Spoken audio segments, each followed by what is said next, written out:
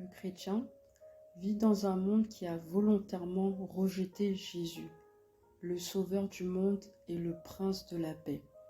Alors, il n'est pas étonnant qu'on y retrouve de la convoitise, de l'hypocrisie, de la méchanceté et une apparence de piété.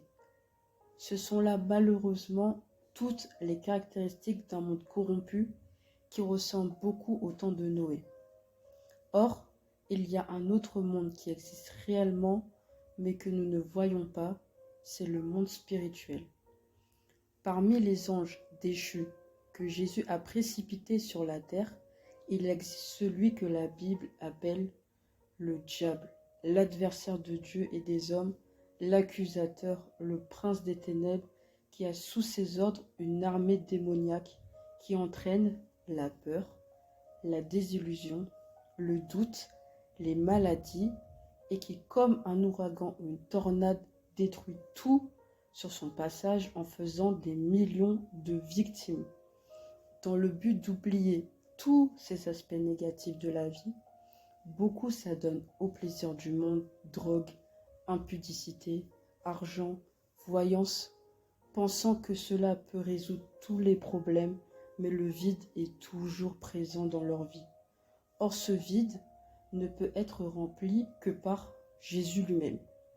D'autres encore font confiance aux hommes qui proposent des solutions, mais nous constatons que malgré toute leur bonne volonté, cela ne fonctionne pas et le monde va de mal en pire. Mais pourquoi ? Parce que tout simplement, l'homme a abandonné Dieu, qui est la source d'eau vive, pour se creuser des citernes crevassées qui ne retiennent pas l'eau en se reposant seulement sur son intelligence, ses compétences et sa force.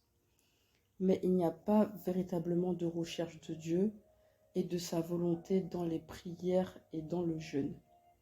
Alors le secret de la réussite est mentionné dans ces deux livres qui sont Josué 1 verset 8 qui dit que ce livre de la loi ne s'éloigne point de ta bouche, médite-le jour et nuit pour agir fidèlement selon tout ce qui est écrit, car c'est alors que tu auras du succès dans tes entreprises, c'est alors que tu réussiras. Psaume 23 verset 4 qui dit « Quand je marche dans la vallée de l'ombre de la mort, je ne crains aucun mal, car tu es avec moi. Ta houlette et ton bâton me rassurent. » Plus que jamais, il faut se tourner vers Dieu, car c'est lui qui donne la sagesse et l'intelligence. C'est lui qui nous permettra de réussir. Et comme Jésus aussi, il est omniscient, il connaît nos faiblesses et nos peines. Il va penser nos blessures et son désir vraiment, c'est de nous encourager.